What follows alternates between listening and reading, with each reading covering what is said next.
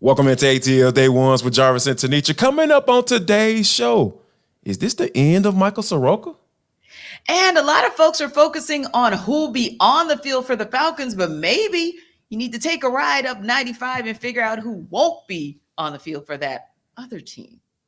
And last but not least, and for the culture, Diddy out here passing out checks? Finally? We'll talk about all that. It's ATL Day Ones. Let's go. This is ATL Day Ones, part of Locked On Sports Atlanta. And it starts now.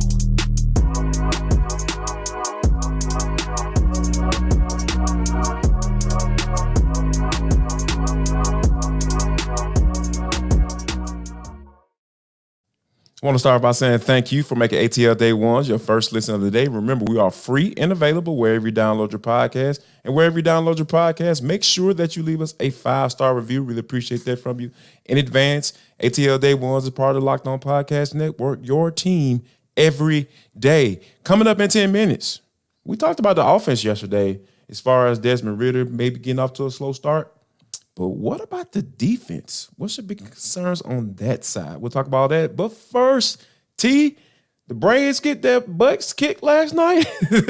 And I think that, that's one of those things against the St. Louis Cardinals. We obviously one of the worst teams in the National League. And obviously, coming off a big road trip. And, and specifically against the Dodgers and winning 3 out of 4 up there, you coming off that high, and then you come home and then, try to get up for this game against the St. Louis Cardinals.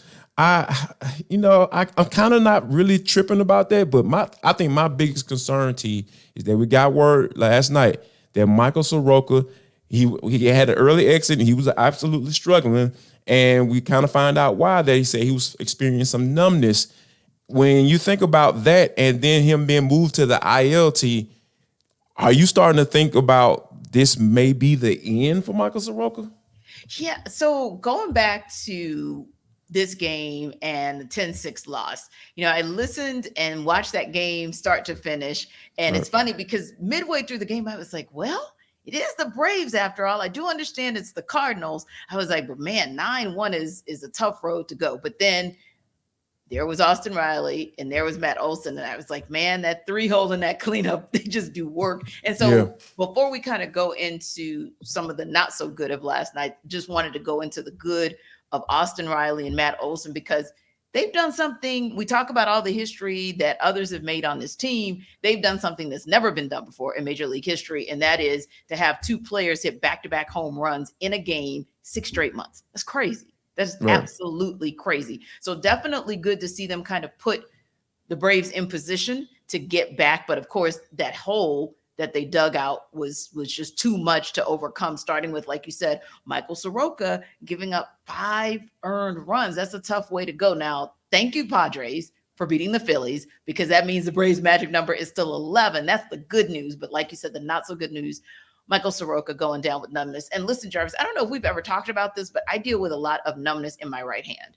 And literally I have to sleep with a brace on at night because it gets so bad that it actually wakes me up in the middle of the night. And sometimes I can't go back to sleep. I have to do hand exercises before I go to sleep. And then I'm going to wake up in the middle of the night eventually. And when I do, and I'm just using the bathroom and I'm telling the story for a reason, I've got to run my hand under some hot water for about 30 seconds and flex it again just to sleep through the rest of the night. Wow. I'm just a lay person, and that's what I have to do just to get through the night to sleep. I can't imagine what happened, but I will say this, because someone asked me this morning, like, hey, don't you feel that? Like in the first inning, can't you? Why would he be pulled 3 innings, almost 4 innings in? And I said, you know what? Because it creeps up on you. You never know which way it goes. There are nights where I don't feel a thing and don't have the brace on. And then there are nights where, like I said, I can't sleep. So Michael Soroka might have had some of that tingling or that numbness in that first inning. But Jarvis, a lot of times when you deal with this, you think it's going to go away.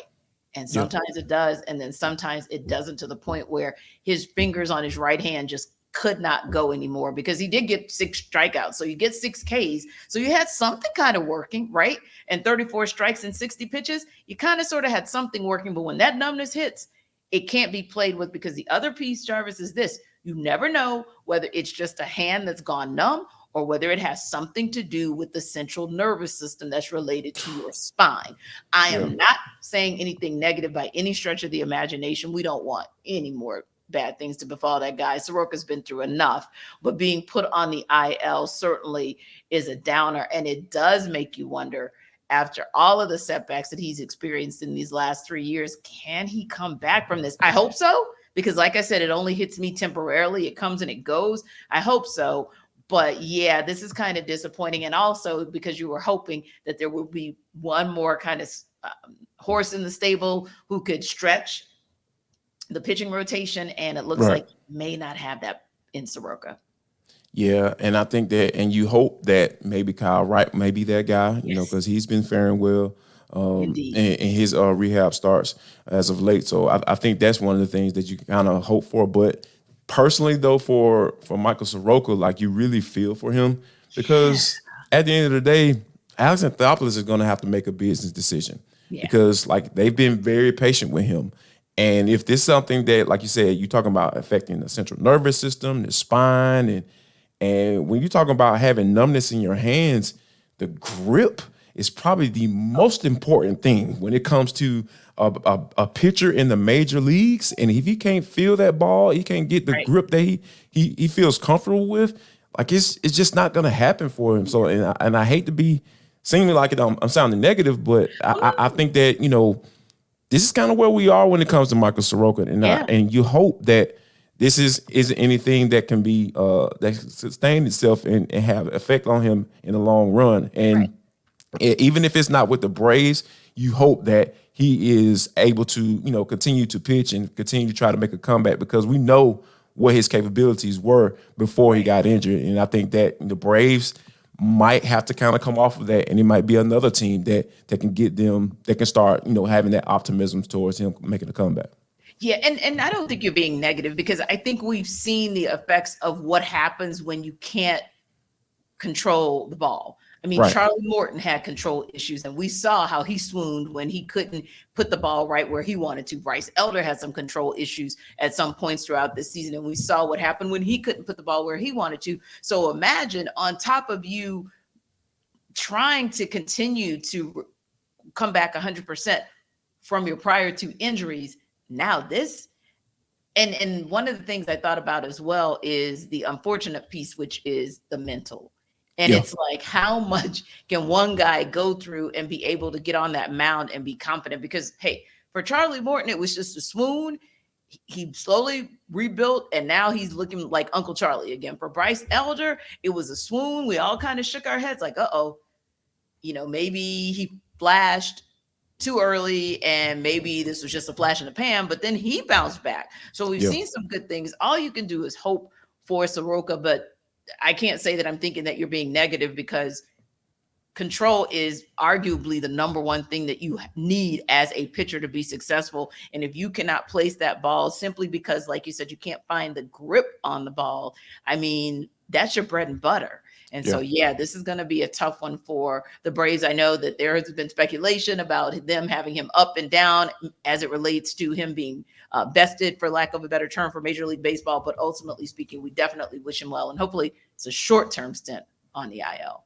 Yeah, for sure. And like you said, we hope that everything works out. And I think that, you know, hopefully the Braves can bounce back against the St. Louis Cardinals tonight.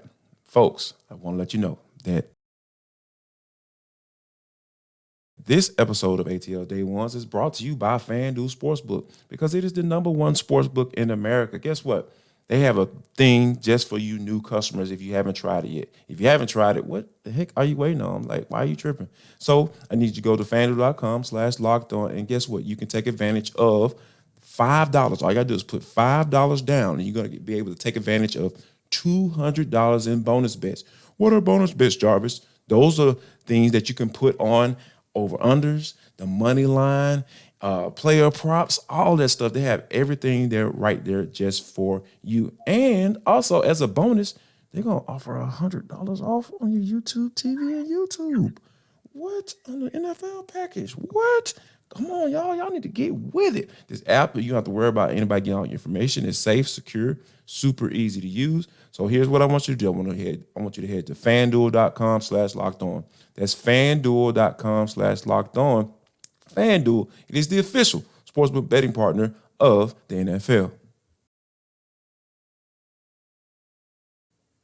Now, you want to speak about what a betting man will or won't do this weekend with the Falcons? Well, maybe it starts and stops with what you think about their new look defense. So many new additions that maybe, just maybe, despite the fact that people keep pointing to Desmond Ritter's small sample size and what will happen with Kyle Pitts, et cetera, the new look defense may actually be more of a wild card. Now, we talked about this yesterday. The good news is, Jarvis, we're not having the same conversation this season as we had ahead of last season, which is true concerns, true worry on any side of the ball. But I'll use the term again loosely and put it in quotes. We still don't kind of know what's going to happen with David Onyemata and Grady Jarrett and whether or not it will or it won't work effectively in game. We're still waiting to see if the likes of Arnold Ebiketie will show us what we thought he could be, being drafted at the top of the second round. And there's still excitement around what the secondary will be able to do, but we're not sure yet. We'll know in the next 24 to 48 hours, but we're not sure yet what the final starting core of that DB will be for Sunday. That said, what are your biggest concerns, if you even have any, on the defensive side of the football? I think I have to start in that secondary, right? Because that was one of the things that we said that could be the strength of this defense.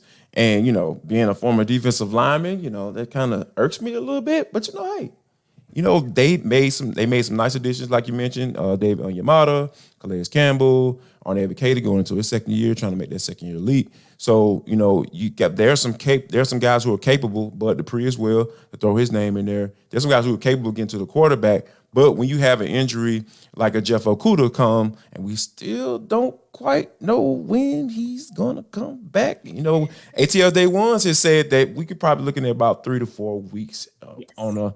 Like we wouldn't be surprised if it ended up in that realm. Now you have Mike Hughes, and Mike Hughes didn't seem too confident, when he in the locker room when he was talking about him being ready for week 1. So Indeed. I think he may have spilled the beans a little bit. So we don't know if Mike Hughes is going to be there. So we're depending on Trey Flowers to get the job done, in place of Jeff Okudah, and that depth that you had coming into the season, you don't necessarily have. So I think. On the edge, outside on the edges specifically, not concerned about the back end of the DB room. That's solid. I think that's solid, and that's ready to roll with Jalen Hawkins. Drawing a blank. Jesse Bates and AJ Terrell, you're good to go. AJ Terrell, so you have those things right there, but it's just that backside corner opposite AJ Terrell, like you mentioned, that's my biggest concern right now, especially when you brought in a guy like Mike Hughes to be able to fluctuate between that nickel and outside corner. Yeah, and I would agree with you on that one. I think that I probably have the most concern because of injury. Now, if you had asked me pre-injury, I probably would have said the corner or the DB room overall was the least of our worries, right? Or the least Absolutely. of the Falcons' worries, rather. Because, you looked at that lineup and you said, okay, like, we know AJ Terrell is ready. We know that Richie Grant, he showed us what, more than glimpses last season, right? First season, we saw glimpses. Second season, we saw, he's kind of coming up. And we're expecting some big things from him the third season. But when you start to kind of look down the depth chart and you're seeing, like you said, we don't know what's going to happen with Jeff Okudah. Mike Hughes sounded a little iffy. Cornell Armstrong is out on the IR. So it starts to make you think, okay, maybe that room doesn't quite have the depth that we thought it would have.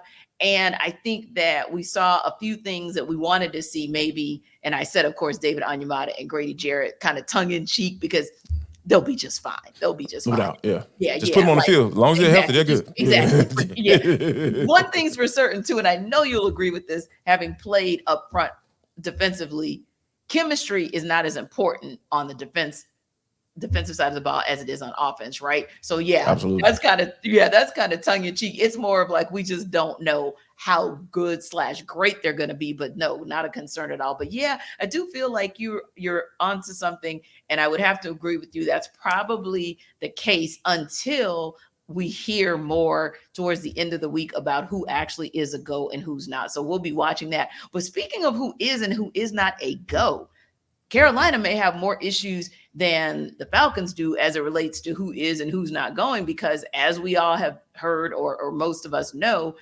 Brian Burns is a problem.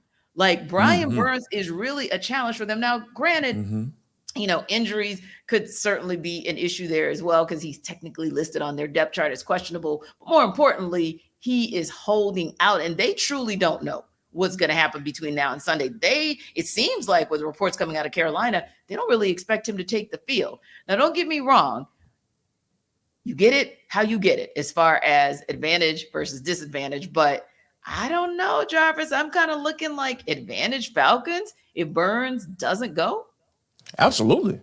You're talking about a guy, he got 12 sacks last year, I believe, if I remember correctly. And so one of them against the Falcons, but 12 nonetheless. Yeah, no doubt. So, those are some of the things that you have to think about, right? Because if we are really fine-tooth combing this offensive line as far as what their weaknesses may be, like that edge on that right side, when it comes time to pass that rock, you get a little sketchy over there at 76, Indeed. So if Brian Burns isn't out there, like, you have to say, hey, that's advantage Falcons. Absolutely. And because, and I'm kind of going through some quotes from Frank Reich. They didn't see this coming. This is a surprise. They didn't see this coming at all. So Brian Burns is kind of basically pulled the cat out of the bag and be like, hey, I need to get paid. I was like, all right, that's a fine time to bring it up. Probably should have brought it up a little bit earlier. But I think that, it might be the opposite, because when you think about going into week one, and then next thing hey, I ain't coming to practice no more. That might help the general manager say, you know what? Hey, Mr. Owner, we need to Scott Fitterer, I think is the GM up there. I need to go ahead and you cut that check, sir. Oh, definitely. They would want to, because you know what? Playing a little chess over there, up there in Carolina. Indeed. And in the case of the Falcons, for example, when you have Matthew Bergeron, you went out and you got him knowing that he was in all likelihood going to be a starter. And I'm saying that because if you look at him from a rookie perspective, first of all, a lot of shades of him that don't look like a rookie. Let's just start right there. And secondly, you got him because you knew you needed a starter. The end. When the Panthers went after DJ Johnson, I don't think they really said, hey, he's ready to start if Brian Burns can't go.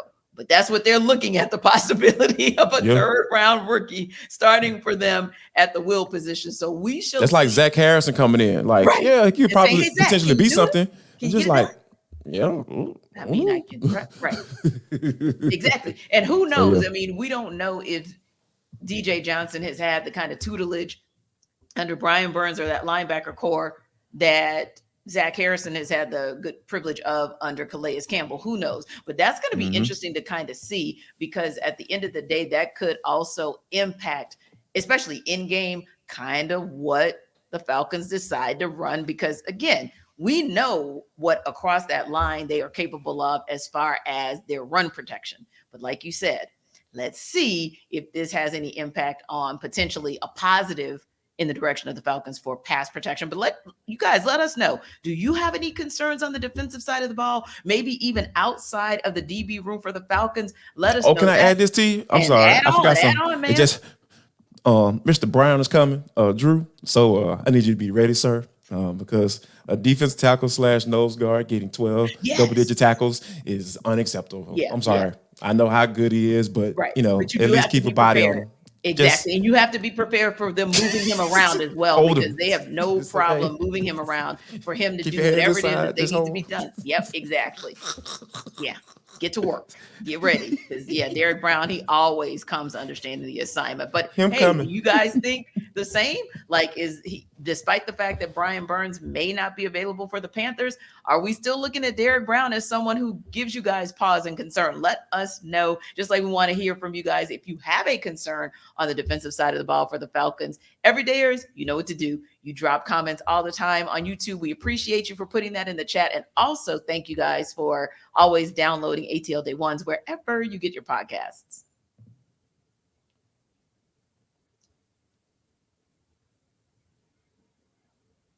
But T, this is For the Culture. It is the intersection between sports, entertainment, the culture, and sometimes whatever the hell we want to talk about, because that's just how we get down on this show. Today is no different.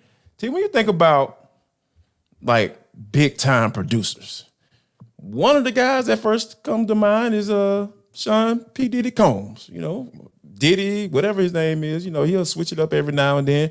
But also, when you think about big time producers who have swindled people out of their money for a very long time, Diddy is also the person that comes to mind when it comes to, hey, you gonna make some records, you gonna do a couple shows, but hey, you ain't about to make no bread because I'm getting all of that. I need all that. Well, it seems like Mr. Diddy, Mr. Combs, T, is trying to make things right, and he's going to get started off with what Mace,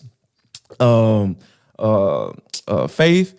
And yeah, so Mace and Faith, they're gonna give them, you know, them up to the masters. Like, how about that?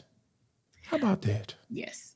And let's try to add in the locks as well. And really, anybody who is ever on that roster just deserves it, because the band, they deserve theirs too. All of them. 112. I mean, give everybody what you owe them. Let them reclaim their money like people reclaim their time. So I think it's so important for this to be something, because remember, we heard, like you said, about Bad Boy. We heard about LaFace. So many record companies taking advantage, it seems like, and of course the bigger ones as well, but we're just talking about this in terms of what we know being here in Atlanta, right? That's been the word on the street. Like, Diddy will raise up a standard and put you out there, and you're going to be incredible for a moment.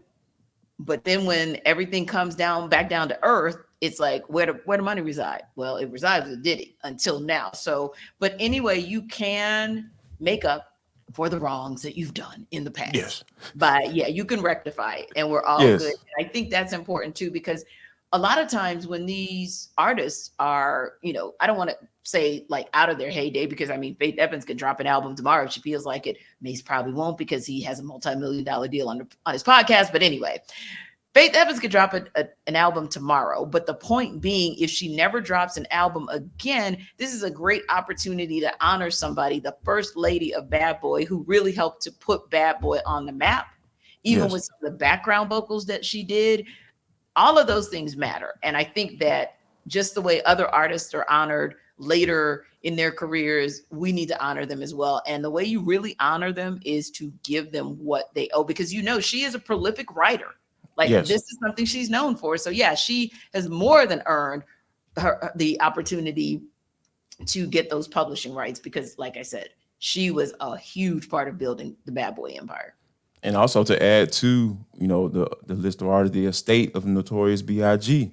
Indeed, and that was going to be my next point. That's the big one right there. That was a huge issue in the beginning when he passed away. Like, you're not really taking care of his mom and his children the way that we would have thought you would have taken care of your best friend. And he did a little bit better after there was some dust up about it. But let's be honest, never really quite took care of them like he should have, according to so many people who were close to the situation. So you're right. That's the number one, above and beyond everybody, because everybody else helped to build Bad Boy, but he built it. Let's just be honest. Yeah, for real. Like, let's keep it funky. So shout out to you, Diddy, for at least attempting to make things right with all the artists that you stole money from. All right, there we go.